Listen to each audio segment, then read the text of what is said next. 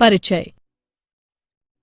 हम जानते हैं कि पादप तथा जंतु इस ग्रह पर मानव विकास से पूर्व विद्यमान थे। जैसे ही मानव ने पादपों व जंतुओं को अपनी मौलिक आवश्यकताओं की पूर्ति के लिए उपयोग करना शुरू किया, उन्होंने पादपों तथा जंतुओं को अपनी भाषा में नाम देना आरंभ किया।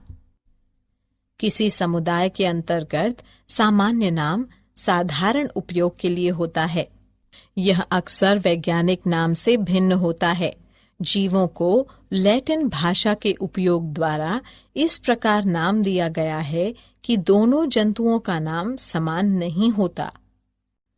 हाँ, हम जानते हैं कि टैक्सोनॉमी जीव विज्ञान की वो शाखा है जो जंतुओं को पहचानने, उसे नाम देने तथा उसका वर्गीकरण करने से संबंधित है।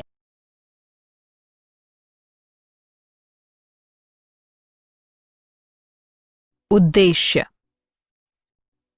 इस पाठ के अंत में आप निम्न करने में सक्षम हो जाएंगे: टैक्सोनॉमिक प्रकारों की पहचान करना, प्रजातियों को समझना, वर्ष को समझना, कुलों के प्रकार को ज्ञात करना, गण के प्रकार को समझना, वर्ग को समझना, संघ को समझना,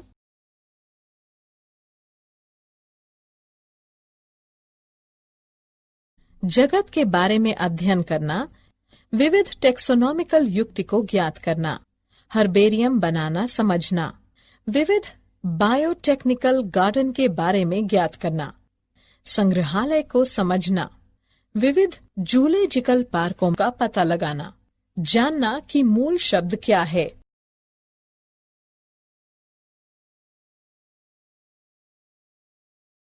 वर्गीकरण। जंतुओं को नाम देना तथा उसकी पहचान करना यूनानियों तथा रोमवासियों ने शुरू किया। अरस्तु ने जीवों को घोड़ों, पक्षियों तथा ओक जैसे समूहों में वर्गीकृत किया।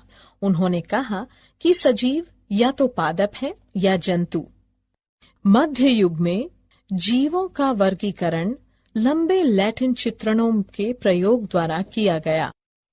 जॉन रॉय ने तर्क दिया कि प्रत्येक जीव का एक समूह नाम से होने चाहिए, नहीं तो मनुष्य सही रूप से देख व लिख नहीं पाएगा।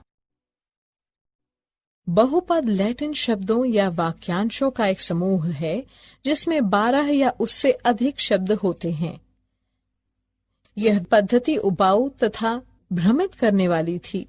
सन 1750 ईस्वी में स्वीडन के जीव वैज्ञानिक कैरोलस लिनियस ने द्विपदी पद्धति को विकसित किया।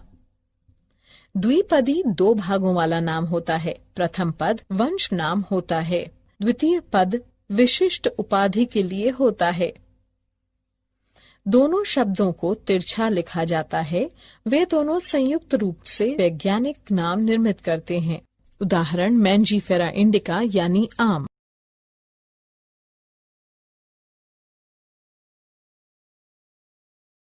वर्गीकरण के प्रकार। अरस्तु ने जीवन को 14 समूहों में वर्गीकृत किया, जैसे स्तनधारियों, पक्षियों इत्यादि। राय ने जंतुओं तथा पादपों को उनके आपसी संबंधों के आधार पर समूह में बांटा। आधुनिक टैक्सोनॉमिस्ट ने वर्गीकरण के लिए नियमित आधार का उपयोग किया।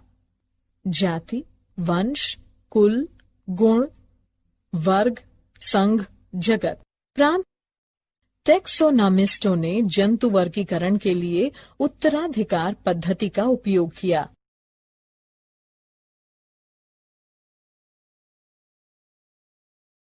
जाति। जॉन राय के अनुसार जाति जीवों का एक समूह है जो आपस में उर्वर बच्चों को जन्म देते हैं। ऑनसेट मेयर ने जैविक जाति अवधारणा को प्रतिपादित किया।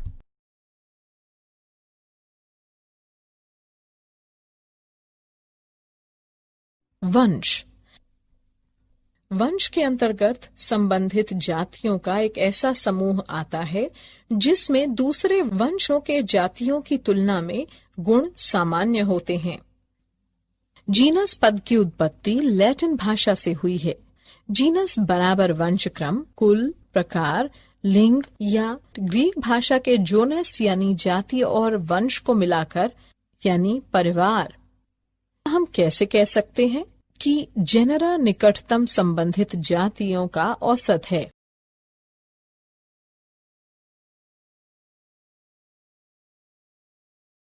कुल वंशों व जातियों की तुलना में कम समरूपता के साथ संबंधित जेनरा का एक समूह है। फैमिली पद की उत्पत्ति लैटिन फैमिलिया बराबर फैमिलिया से हुई है।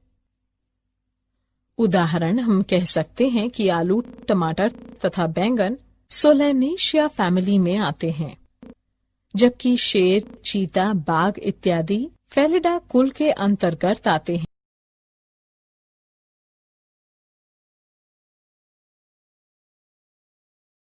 गण निकटता से संबंधित कुलों का एक समूह जिनमें निश्चित रूप से सामान्य गुण होते हैं। गण यानी ऑर्डर पद की उत्पत्ति लैटिन के आडो बराबर श्रृंखला यानी सीरीज यानी पंक्ति यानी गण यानी ऑर्डर से हुई है। उदाहरण पादप कुल सोलेनेसिया एवं कंवोल्वुलेसिया को पोल्मोनियल्स गण में सम्मिलित किया जाता है, जबकि जंतु फैमिलीज जैसे कि फेलिडा एवं कैसिंडा मांसाहार यानी कार्निवोर गण के अंतर्गत आते हैं।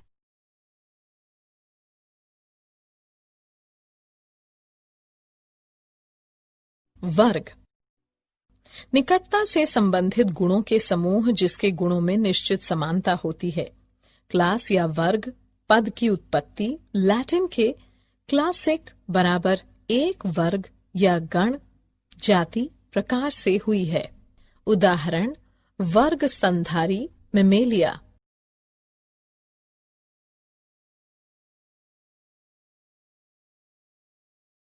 संघ जीव विज्ञान में संघ का स्थान वर्गीकरण में जगत से नीचे व वर्ग से ऊपर है।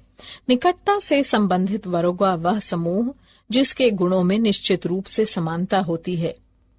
जीव विज्ञान में संघ विभाजन के तुल्य है।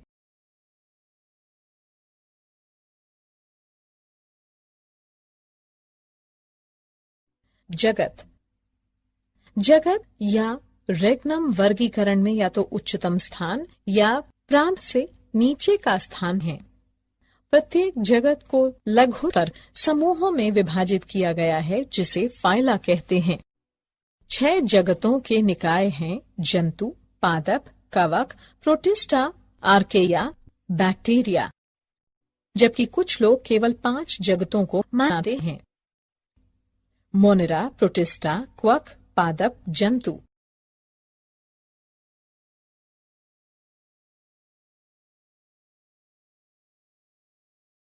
डोमेन यानी प्रांत।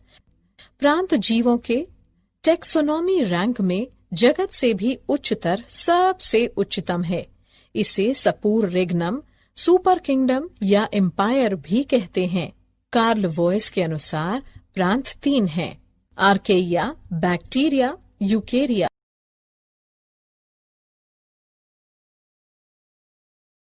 टेक्सोनोमिक एड्स सूचनाओं तथा नमूनों के भंडारण जो जीव की पहचान तथा वर्गीकरण में मदद कर सकते हैं टेक्सोनोमिक एड्स कहलाते हैं।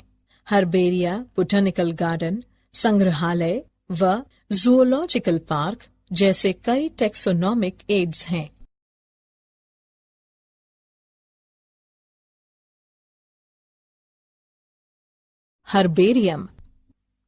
हर्बेरियम एकत्रित पादप नमूने का भंडारण गृह होता है जिसमें पृष्ठों पर सूखे, दबे तथा संरक्षित पादप होते हैं।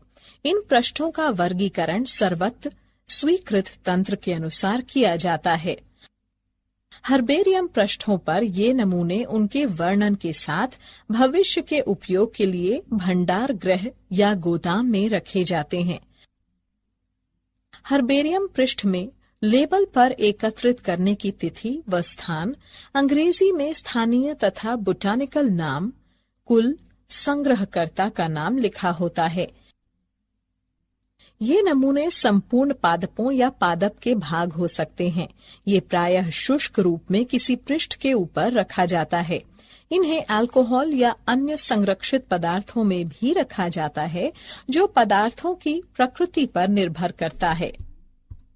हर्बेरियम में पादप वर्ग का वर्णन करने के लिए नमूने को अक्सर निर्देशित पदार्थ के रूप में उपयोग किया जाता है। कुछ नमूने इसके प्रकार भी हो सकते हैं।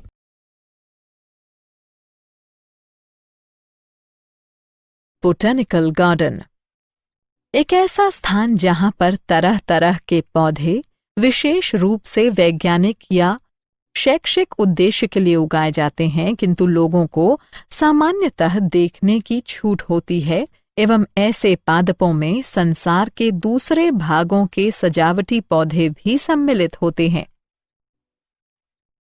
ऐसे विशिष्ट वाटिका में हवाला देने के लिए जीवित पौधों का समूहन होता है। ऐसे वाटिकाओं में पादप प्रजातियों को पहचान के लिए उगाया जाता है तथा पादप पर इनके बोटेनिकल या वैज्ञानिक नाम तथा इनके कुल का नाम अंकित रहता है। प्रसिद्ध botanical garden royal botanical garden Kew, England में है। प्रसिद्ध भारतीय बोटेनिकल शोध संस्थान लखनऊ में है।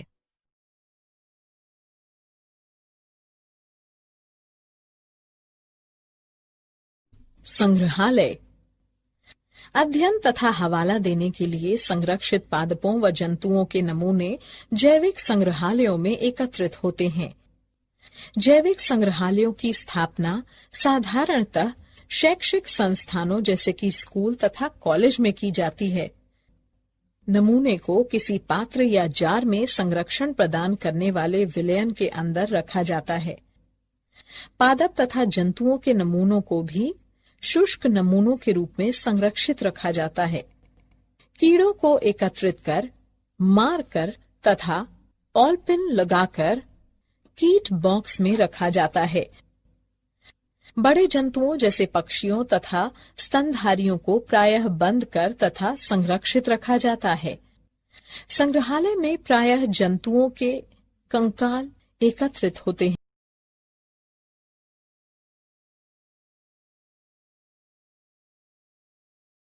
जूलॉजिकल पार्क वैसे स्थान जहां पर जंगली जंतुओं को मानवों की देखरेख में सुरक्षित वातावरण में रखा जाता है तथा जो उनके खानपान तथा आदतों के बारे में सीखने में हमारे सहायक होते हैं। चिड़ियाघर में सभी जानवरों को उनकी प्राकृतिक आवास के अनुकूल हर संभव परिवेश प्रदान किए जाते हैं। बच्चे इन पार्कों में जाना पसंद करते हैं, जिससे सामान्यतः चिड़ियाघर कहते हैं।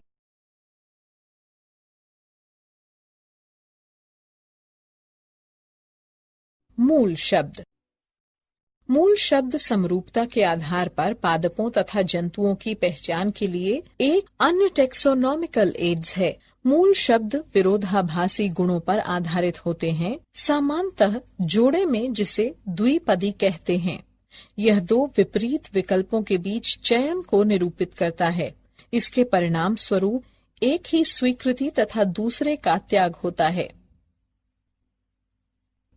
शब्दकोश में प्रत्येक कथन नेतृत्व यानी स्मंक कहलाता है। प्रत्येक टेक्सोनॉमिक प्रकार जैसे कि कुल, वंश तथा प्रजातियों की पहचान के लिए अलग अलग टेक्सोनॉमिक शब्दकोश की जरूरत पड़ती है। शब्दकोश प्रायः प्राकृतिक रूप से विश्लेषणात्मक होता है। उनके वर्णन को लिखने के लिए कुछ अन्य साधन जैसे कि वनस्पति जगत, मैनुअल, मोनोग्राफ्स तथा कैटलॉग होते हैं। वे सही पहचान करने में भी मदद करते हैं।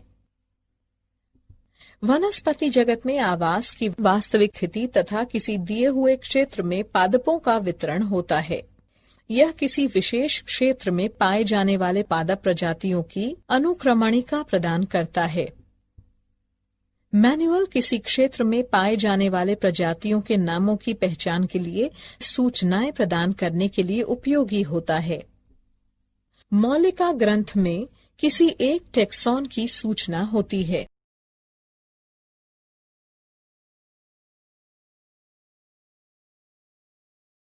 क्या आप जानते हैं एसिटाबुलेरिया 6 सेंटीमीटर से 10 सेंटीमीटर लंबी सबसे बड़ी पादप कोशिका है। ई कोलाई 5 माइक्रोमीटर आकार का एक बैक्टीरिया होता है। यूकेलिप्टस रेग्नान्स सबसे लंबा वृक्ष है, जिसकी लंबाई 114 मीटर है। सिक्यूओइया सेम्परवर्नस लाल जंगली वृक्ष लगभग 11 मीटर लंबा होता है तथा कैलिफोर्निया में पाया जाता है। हाथी थल भाग का सबसे बड़ा जानवर है।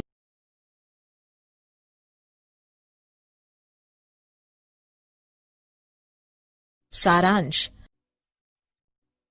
आइए हमने जो कुछ सीखा है उसे संक्षेप में दोहराएं। जंतुओं के प्रकार तथा विविधता की अध्ययन के लिए जीव वैज्ञानिकों ने जंतुओं की पहचान, नामकरण तथा वर्गीकरण के लिए कुछ नियम तथा सिद्धांत विकसित किए हैं। इन पहलुओं की व्याख्या के लिए ज्ञान की शाखा को टेक्सोनॉमी कहा जाता है। पादपों तथा जंतुओं की विविध प्रजातियों को टेक्सोनॉमिक अध्ययन कृषि, वन विज्ञान, उद्योग तथा हमारे जैविक संसाधनों तथा उनकी विविधता को विशेष रूप से जानने में उपयोग होता है। टेक्सोनॉमी का मौलिक आधार जैसे जंतुओं की पहचान, नामकरण तथा वर्गीकरण अंतर्राष्ट्रीय कोड के अधीन सर्वत्र विकसित हुआ है। वर्गीकरण के तंत्र में कोई जीव किसी स्थान को ग्रहण या नेतृत्व करता है। जीवों के कई प्रकार या रैंक हैं तथा इन्हें टेक्सोनॉमिक कैटेगरी या टेक्सा के रूप में प्रायः व्यक्त किया जाता है। ये सभी प्रकार टेक्सोनॉमिक स्तर का निर्माण करते हैं। टेक्सोनॉमिस्टों ने जीवों को पहचान, नामकरण तथा वर्गीकरण प्रदान करने के लिए कई प्रकार के टेक्सोनॉमिक ऐड विकसित किए हैं। ये अध्ययन वास्तविक नमूने से की जाती है, जिसे खेतों से एकत्रित किया जाता है, जिसे हवाला देने के लिए हर्बेरिया संग्रहालय, बोटैनिकल गार्डन तथा जूलॉजिकल पार्कों में संरक्षित रखा जाता है। हर्बेरिया तथा संग्रहालयों में नमूने को एकत्रित करने तथा संरक्षित करने के लिए विशेष तकनीकी जरूरत होती है। बोटैनिकल गार्डन तथा जूलॉजिकल पार्कों में पादपों तथा जंतुओं के जीवित नमूने मिलते हैं। टेक्सोनॉमिस्ट अधिक अध्ययन के लिए मैनुअल तथा मौलिक ग्रंथ से सूचनाओं को तैयार करते हैं तथा अलग करते हैं। टेक्सोनॉमिक शब्दकोश ऐसे तंत्र हैं जो गुणों के आधार पर पहचान करने में मदद करते हैं।